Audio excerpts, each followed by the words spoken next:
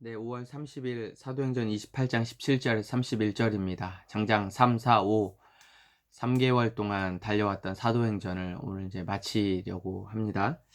자, 오늘 큐티의 첫 번째 이제 관찰을 잘 해봐야 되는데, 첫 번째 관찰은 단락은 1절부터 대략 한 17절부터 20절까지죠. 바울이 유대인들을 향한 사실 바울은 유대인들을 향한 애정이 아주 많습니다. 특별히 동족에 대한 여기 지금 이 글의 배경이 로마잖아요. 우리 사도 바울이 로마서 9장 1절에서 5절에 보면 그가 이스라엘을 향한 마음이 어떠한지가 잘 나타나 있어요. 그래서 오늘 이제 본문 말씀에도 로마의 사도 바울이 어떻게 오게 됐는지, 그리고 어떤 오해가 있는지를 로마에 살고 있는 유대인들에게 이야기를 좀 하고 있고, 그 다음에 21절부터 보면 유대인들의 대답이 나옵니다. 오해하지 않았다. 그리고 너에 대한 이야기를 이스라엘에서 뭐 어떤 편지를 받은 적도 없다. 단지 우리가 듣고 있었던 게 있었으니까 너에 대해서 좀 이야기를 좀 듣고 싶다. 이렇게 이제 첫 만남을 갖게 됐고 약속을 잡죠. 그리고 난 다음에 23절에 보면 날짜를 정하고 그가 유숙하는 집에 오니 바울이 아침부터 저녁까지 강론하게 됩니다. 그러니까 이제 첫 만남에서는 너에 대해서 듣고 싶다라고 이야기를 해서 약속을 잡고 약속한 날짜에 이제 사도 바울이 예수님에 대해서 증거를 하게 되는데, 듣고 싶은 내용들을 이제 이야기를 하게 되는데, 사도 바울의 설교의 키 포인트는 두 가지. 하나는 하나님의 나라, 두 번째는 예수님에 대하여 이제 사도 바울이 아침부터 저녁까지 이야기를 합니다. 이건 사도행전에서 사도 바울이 이야기하는 내용의 핵심이고, 사도 바울의 스탠스가 늘 하나님의 나라 그리고 예수예요. 그런데 대상이 유대인들이기 때문에 그 앞에 보면 23절 뒷부분에 이제 하나님의 나라를 증언하고 예수에 대하여 권하더라인데, 대상이 유대인이잖아요. 그래서 모세의 율법과 선지자의 말을 가지고 예수에 대하여 권하더라. 그러니까 모세의 율법은 모세 오경이고 선지자의 말은 당시 히브리 성경에 보면 역사서, 오늘날 우리가 이야기하는 여호수아, 사사기, 룻기, 사무엘, 상하, 열왕기사, 이 역사서는 전기 선지서라고 이야기를 하고 있고, 우리가 이야기하는 이사야, 에레미야가 다니엘, 호세아 뭐 이런 선지서는 후기 선지서라고 당시 히브리 성경에 나와 있거든요. 그러니까 모세의 율법은 창세기, 출애굽기, 레위기, 민수기, 신명기, 모세 오경이고, 선지자의 말은 선지자의 말이죠. 네, 선지자의 말은 여호수아부터 시작되어져서 구약 성경 전체예요. 시가서를 제외한. 그러니까 이 말은 무슨 말이냐면 구약 성경을 가지고 그 구약 성경이 예언되어져 있는 메시아, 즉 예수님에 대해서 이야기를 했다라는 말이죠. 자, 그 31절에도 보면 30절부터 보면 바울이 온 이태를 자기 셋집에 머물면서 자기에게 오는 사람을 다 영접하고 하나님의 나라를 전파하며 주 예수 그리스도에 관한 모든 것을 담대하게 거침없이 가르치더라. 이게 사도행전의 말미인데, 끝인데, 여기에서도 이야기하는 게 하나님의 나라와 예수님에 대한 이야기란 말이죠. 이게 그러니까 오늘 큐티의 가장 큰 핵심은 바로 이 내용이에요. 그런데 여기에 대해서 어때요? 말을 듣지 않죠. 이 백성이 말을 듣지 않아요.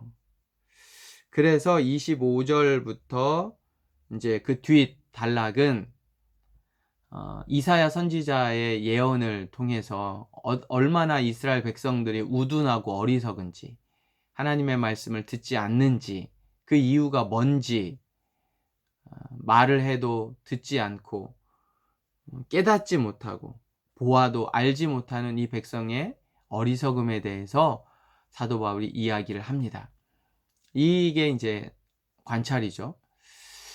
우리가 한번 해석을 해보자면, 여러분 오늘 메시지의 가장 중심이 하나님의 나라와 예수 그리스도잖아요. 구약에 예언되어져 있는 예수 그리스도. 근데 결국 하나님의 나라도 예수님과 동일한 개념이에요.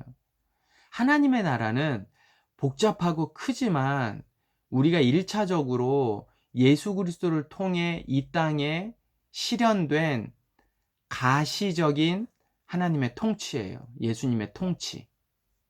그러니까 이 땅에, 지금 우리가 살고 있는 이 땅에 실현되어져 있는 예수님의 다스리심이라고요. 말씀과 행동을 통해서 우리에게 보여주신 하나님의 다스리심이에요.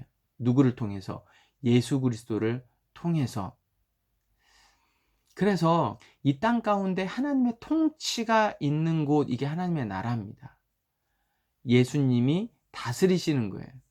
그리고 우리는 그 예수님의 말씀과 예수님의 삶에 의해서 다스림을 받는 거죠. 그러니까 이 땅의 주인이 누구예요? 예수 그리스도예요. 우리의 주인은요, 예수 그리스도예요. 예수 그리스도의 삶, 복음서에 기록되어져 있는 예수 그리스도의 삶, 말씀, 가르침을 통해 내가 다스림을 받을 거냐예요. 아니, 다스림을 받아야 된다예요. 그러니까 내가 누구를 주인으로 모시고 이 세상에서 살 거냐. 예수 그리스도의 말씀, 그리고 하나님의 말씀을 내가 주인으로 삼고 살아가는 거죠. 매우 중요합니다. 나의 정체성은 누구냐? 하나님 나라의 백성. 그러기 때문에 하나님의 말씀에 순종해야 하는, 예수님을 따라가야 하는, 이게 중요합니다. 그리고 예수님을 주인으로 삼는다는 건 내가 희생되는 게 결코 아니에요. 여러분 잘 생각하셔야 돼요. 우리가 예수님을 주인으로 삼으면 내가 종이 되어서 희생되는 것 같아요. 그러나 그렇지 않아요. 오히려 희생은 예수님이 하셨어요. 누구를 위해서? 자기의 종들을 위해서. 이게 완벽한 하나님의 나라의 기본이자 본질이에요. 여러분 요즘에 미중 갈등이 아주 심합니다. 코로나로 다 자국 중심으로 가요. 자국 중심으로. 그러니까 미국도 자기 나라를 위해서, 중국도 자기 나라를 위해서 살아간단 말이죠. 그러나 자기 나라를 위해 살아가지만 그들의 결정과 그들의 정치적인 판단이 100% 옳은 게 아니에요. 오히려 자기 백성을 위한다고 하지만 그게 자기 백성을 위하는 게 아닐 수 있다고요. 진짜로. 왜? 그게 인간의 다스림이에요. 그런데 하나님 나라의 다스림은 철저하게 완벽하게 자기 백성을 위함입니다. 그러니까 우리는 따를 필요가 있어요. 100%. 왜? 하나님의 성품 자체가 온전하고 완전하니까.